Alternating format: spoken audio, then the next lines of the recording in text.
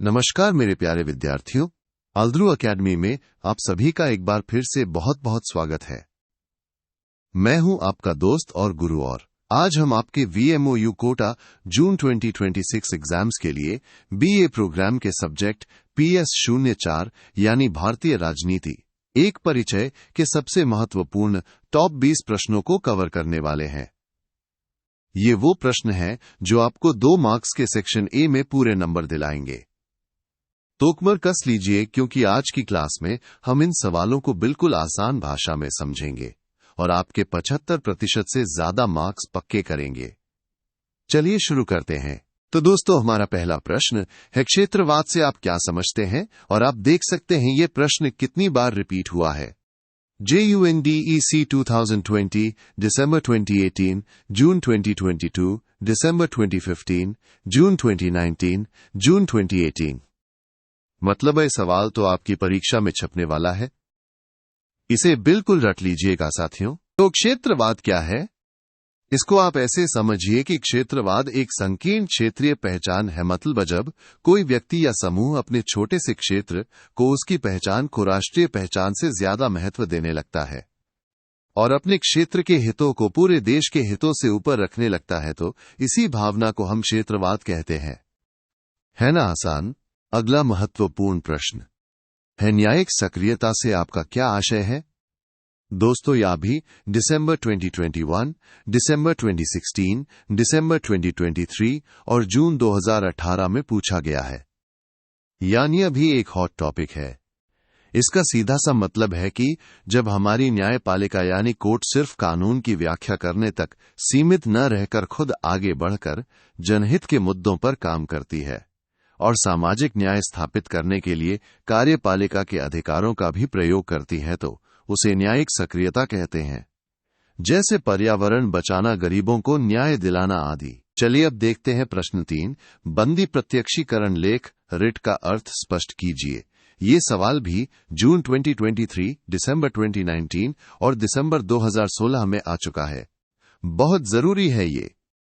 दोस्तों, बंदी प्रत्यक्षीकरण का मतलब है कि अगर किसी व्यक्ति को गिरफ्तार किया गया है तो कोर्ट ये आदेश दे सकता है कि उस गिरफ्तार व्यक्ति को उसके सामने पेश किया जाए। क्यों? ताकि कोर्ट ये जांच कर सके कि कहीं उसकी गिरफ्तारी या हिरासत गैर कानूनी तो नहीं है। ये हमारे मौलिक अधिकारों की रक्षा के लिए एक बहुत ही महत्वपूर्ण रिट है। अगला प्रश्न है भारतीय संसद की शक्तियां, भूमिका एवं प्रतिष्ठा के ह्रास होने के कारण बताइए। अरे वाह! ये सवाल भी दिसंबर 2021, JUNDEC 2020 और जून 2022 में पूछा गया है। इसे भी ध्यान से समझिएगा। तो हमारी संसद की प्रतिष्ठा में कमी क्यों आई है? इसके कई कारण हैं दोस्तों। जैसे प्रदत्त व्यवस्थापन यानी सरकार का ज्यादातर काम नियमों से होना, राष्ट्रपति के अध्यादेशों का ज्यादा इस्तेमाल, प्रधानमंत्री की बड़ी भूमिका जिससे संसद की बहस कम हो जाती है, और सबसे दुखद राजनीति का अपराधीकरण। ये सभी कारण मिलकर संसद की गरिमा को कम करते हैं। प्रश्न 5 पर आते हैं। भारत के सर्वोच्च न्यायालय के प्रारंभिक क्षेत्राधिकार को स्पष्ट कीजिए। ये भी दिसंबर 2019, दिसंबर 2017 और जून 2022 में आ चुका है। बहुत ही महत्वपूर्ण। सर्वोच्च न्यायालय का प्रारंभिक क्षेत्राधिकार का मतलब है वो मामले जिनकी सुनवाई सीधे सुप्रीम कोर्ट में ही शुरू होती है, किसी और निचली अदालत में नहीं। जैसे अगर केंद्र सरकार और किसी राज्य सरकार के बीच कोई विवाद हो जाए या 2 राज्यों के बीच कोई झगड़ा हो, तो ऐसे मामले सीधे सर्वोच्च न्यायालय में ही जाते हैं। ये इसका प्रारंभिक क्षेत्राधिकार कहलाता है। दोस्तों, अगर आप भी अपने एग्जाम्स में 75% से ज्यादा मार्क्स पक्के करना चाहते हैं तो देर किस बात की। इस पूरी सब्जेक्ट गाइड की PDF को अभी डाउनलोड करें। इसमें आपको ऐसे ही और भी कई महत्वपूर्ण प्रश्न और उनके उत्तर मिलेंगे। डायरेक्ट लिंक नीचे डिस्क्रिप्शन बॉक्स में दिया गया है। जाइए और अपनी तैयारी को सुपरचार्ज कीजिए। चलिए आगे बढ़ते हैं प्रश्न 6 की ओर। किस संवैधानिक संशोधन द्वारा मूल कर्तव्य को भारतीय संविधान में शामिल किया गया? यह सवाल भी दिसंबर 2019, दिसंबर 2016 और जून 2024 में पूछा गया है। बहुत बहुत इंपॉर्टेंट। इसका उत्तर है 42वें संवैधानिक संशोधन द्वारा, जो कि 1976 में हुआ था। इसी संशोधन के जरिए हमारे संविधान में मूल कर्तव्य जोड़े गए। ये वो कर्तव्य हैं जो हर नागरिक को निभाने चाहिए, जैसे देश की रक्षा करना, पर्यावरण बचाना आदि। प्रश्न 7, नेशनल कॉन्फ्रेंस किस राज्य का क्षेत्रीय राजनीतिक दल है? यह JUNDEC 2020, दिसंबर 2016 और जून 2019 में भी आया है। ये छोटे छोटे सवाल आपको पूरे नंबर दिलाते हैं। नेशनल कॉन्फ्रेंस दोस्तों जम्मू कश्मीर राज्य का एक बहुत ही प्रमुख क्षेत्रीय राजनीतिक दल है।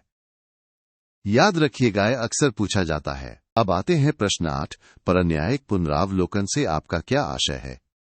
ये भी दिसंबर 2018, दिसंबर 2022 और जून 2024 में रिपीट हुआ है। इसे भी अच्छे से समझ लीजिए। न्यायिक पुनरावलोकन का मतलब है कि हमारी न्यायपालिका यानी कोर्ट विधायिका द्वारा बनाए गए कानूनों की और कार्यपालिका द्वारा किए गए कामों की ये जांच करती है कि वो संविधान के हिसाब से सही है या नहीं। अगर कोई कानून या काम संविधान के खिलाफ पाया जाता है तो कोर्ट उसे रद्द कर सकता है। ये न्यायपालिका की बहुत बड़ी शक्ति है। प्रश्न 9 है, राजस्थान में कब और कहां सर्वप्रथम पंचायती राज की स्थापना की गई थी? ये दिसंबर 2015, दिसंबर 2023 और जून 2017 में भी आया है।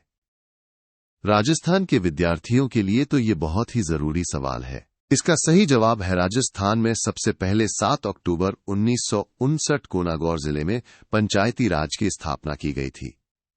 ये तारीख और जगह दोनों याद रखिएगा। आधा रास्ता तय कर लिया हमने। प्रश्न 10 है, सांप्रदायिकता को परिभाषित कीजिए या समझाइए। यह जून 2023, दिसंबर 2022 और जून 2024 में भी पूछा गया है। बहुत ही संवेदनशील और महत्वपूर्ण विषय है ये। सांप्रदायिकता का मतलब है जब कोई व्यक्ति अपनी निष्ठा यानी अपनी वफादारी अपने धर्म या अपनी जाति के समूह के प्रति ज्यादा रखता है और उसे पूरे समाज या देश के हितों से ऊपर समझने लगता है। ये एक ऐसी विचारधारा है जो समाज में फूट डाल सकती है, इसलिए इसे समझना बहुत जरूरी है। प्रश्न 11, भारतीय संसद के घटक क्या है? ये JUNDEC 2020, जून 2017 और दिसंबर 2015 में आया है। बहुत ही बेसिक और जरूरी सवाल। भारतीय संसद के 3 प्रमुख घटक हैं दोस्तों। पहला हमारे राष्ट्रपति, दूसरा राज्यसभा और तीसरा लोकसभा। इन तीनों से मिलकर ही हमारी संसद बनती है। प्रश्न 12, कोई भी वाद जो मौलिक अधिकार के क्रियान्वयन के संबंध में हो वो सर्वोच्च न्यायालय के किस क्षेत्राधिकार के अंतर्गत आता है? यह JUNDEC 2020, जून 2017 और जून 2019 में पूछा गया है। ध्यान से सुनिएगा। अगर आपके मौलिक अधिकारों का उल्लंघन होता है तो आप सीधे सुप्रीम कोर्ट जा सकते हैं। ये मामला सर्वोच्च न्यायालय के समवर्ती प्रारंभिक क्षेत्राधिकार के अंतर्गत आता है। इसका मतलब है कि आप सीधे सुप्रीम कोर्ट जा सकते हैं और हाई कोर्ट भी जा सकते हैं। प्रश्न 13 है, भारतीय संविधान की प्रस्तावना के इन शब्दों का महत्व बताइए। हम भारत के लोग। एतद द्वारा इस संविधान को अंगीकृत, अधिनियमित और आत्मार्पित करते हैं। ये दिसंबर 2021 और JUNDEC 2020 में भी आया है। ये शब्द हमारे संविधान की आत्मा है। इन शब्दों का बहुत गहरा महत्व है दोस्तों। ये बताते हैं कि भारत के लोग ही सर्वोच्च हैं और संविधान की शक्ति का स्रोत जनता ही है। ये दर्शाता है कि संविधान किसी राजा या बाहरी ताकत ने नहीं बल्कि भारत की जनता ने खुद बनाया है और खुद को ही समर्पित किया है। कितनी गौरवशाली बात है ये। प्रश्न 14, भारतीय न्यायपालिका की स्वतंत्रता को बनाए रखने के लिए अपनाए गए साधनों, व्यवस्थाओं का उल्लेख कीजिए। ये भी दिसंबर 2021 और JUNDEC 2020 में पूछा गया है। न्यायपालिका की स्वतंत्रता बहुत जरूरी है। हमारी न्यायपालिका स्वतंत्र रहे इसके लिए कई व्यवस्थाएं की गई हैं, जैसे संवैधानिक सुरक्षा यानी संविधान में ही इसकी स्वतंत्रता सुनिश्चित की गई है। न्यायाधीशों की नियुक्ति में पारदर्शिता, उनके कार्यकाल की सुरक्षा ताकि उन्हें आसानी से हटाया न जा सके और उन्हें पर्याप्त वेतन भत्ते दिए जाते हैं ताकि वे बिना किसी दबाव के काम कर सकें। ये सब मिलकर न्यायपालिका को स्वतंत्र बनाते हैं। प्रश्न 15 है, किस संवैधानिक संशोधन ने संपत्ति के मौलिक अधिकार को विधिक अधिकार में परिवर्तित किया? ये दिसंबर 2019 और दिसंबर 2017 में भी आया है। बहुत ही महत्वपूर्ण बदलाव था ये। इसका उत्तर है 44वें संविधान संशोधन द्वारा, जो कि 1978 में हुआ था। इस संशोधन से संपत्ति के अधिकार को मौलिक अधिकारों की लिस्ट से हटाकर एक विधिक अधिकार बना दिया गया। ये एक बहुत बड़ा संवैधानिक बदलाव था। और हां दोस्तों, ALDHRU अकेडमी सिर्फ PS04 ही नहीं, बल्कि आपके दूसरे विषयों के लिए भी प्रीमियम गाइड्स लेकर आया है। चाहे वो इतिहास हो या राजनीति विज्ञान के अन्य विषय, आपको सभी की बेहतरीन गाइड्स नीचे डिस्क्रिप्शन बॉक्स में दिए गए लिंक पर मिल जाएंगी। अपनी तैयारी को और मजबूत बनाने के लिए उन्हें भी जरूर चेकआउट करें। चलिए अब देखते हैं प्रश्न 16। भारतीय संविधान में प्रावधान किए गए संवैधानिक उपचारों का अधिकार स्पष्ट कीजिए। ये दिसंबर 2019 और जून 2017 में भी पूछा गया है। ये अधिकार तो हर भारतीय को पता होना चाहिए। संवैधानिक उपचारों का अधिकार दोस्तों हमारे संविधान के अनुच्छेद 32 में दिया गया है। यह अधिकार हमें ये शक्ति देता है कि अगर हमारे किसी भी मौलिक अधिकार का उल्लंघन होता है तो हम सीधे सुप्रीम कोर्ट या हाई कोर्ट जा सकते हैं। डॉक्टर अंबेडकर ने इसे संविधान की आत्मा और हृदय कहा था, है ना? कमाल का अधिकार। प्रश्न 17। द्रविड़ मुनेत्र कड़गम DMK किस राज्य का क्षेत्रीय राजनीतिक दल है? ये दिसंबर 2019 और दिसंबर 2017 में भी आया है।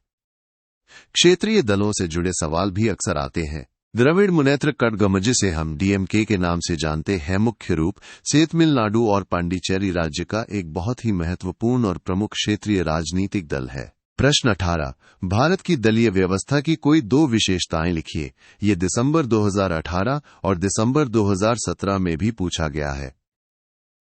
हमारी दलीय व्यवस्था की क्या खास बातें हैं, आइए देखते हैं। भारत की दलीय व्यवस्था की दो प्रमुख विशेषताएं हैं दोस्तों। पहली, हम बहुदलीय प्रणाली है, यानी एक से ज्यादा राष्ट्रीय और क्षेत्रीय दल हैं। और दूसरी, क्षेत्रीय दलों की बहुलता है, मतलब हर राज्य में अपने अपने क्षेत्रीय दल बहुत सक्रिय हैं। ये दोनों मिलकर हमारी राजनीति को रंगीन बनाते हैं। अब आते हैं प्रश्न 19 पर। भारत में मतदान व्यवहार के दो निर्धारक तत्व बताइए। ये दिसंबर 2018 और दिसंबर 2023 में भी आया है। लोग वोट क्यों देते हैं, किन बातों से प्रभावित होते हैं, यही समझना है। भारत में मतदान व्यवहार को प्रभावित करने वाले कई तत्व हैं, लेकिन दो प्रमुख हैं। पहला, नेताओं का करिश्माई व्यक्तित्व, यानी लोग किसी नेता की छवि या उसके बोलने के तरीके से प्रभावित होकर वोट देते हैं। और दूसरा, दुर्भाग्य से चुनाव भ्रष्टाचार, जिसमें पैसे या शराब का लालच देकर वोट हासिल करने की कोशिश की जाती है। ये दोनों ही हमारी चुनावी प्रक्रिया को प्रभावित करते हैं। और ये रहा हमारा आखिरी प्रश्न, प्रश्न 20। राज्यपाल को उसके पद से कार्यकाल पूरा होने से पूर्व कैसे हटाया जा सकता है? ये दिसंबर 2021 और दिसंबर 2017 में भी पूछा गया है। बहुत ही महत्वपूर्ण सवाल है ये दोस्तों। राज्यपाल को उसके पद से कार्यकाल पूरा होने से पहले राष्ट्रपति की इच्छा से हटाया जा सकता है। यानी जब तक राष्ट्रपति चाहे तब तक ही राज्यपाल अपने पद पर रहते हैं, या फिर राज्यपाल स्वयं त्याग पत्र देकर भी अपना पद छोड़ सकते हैं। ये दोनों ही तरीके हैं। तो मेरे प्यारे विद्यार्थियों, थे आपके PS04 भारतीय राजनीति एक परिचय के टॉप 20 सबसे महत्वपूर्ण प्रश्न। मुझे पूरी उम्मीद है कि ये वीडियो आपकी परीक्षा की तैयारी में बहुत मददगार साबित होगा। अगर आपको ये वीडियो पसंद आया है तो इसे लाइक करना, अपने दोस्तों के साथ शेयर करना और अल्द्रू अकेडमी को सब्सक्राइब करना बिल्कुल मत भूलिएगा। और हाँ, डिस्क्रिप्शन में दिए गए लिंक्स को जरूर चेक करें। याद रखिए, मेहनत का फल सफलता है। आप सभी को आपकी आने वाली परीक्षाओं के लिए ढेरों शुभकामनाएं। Best of luck.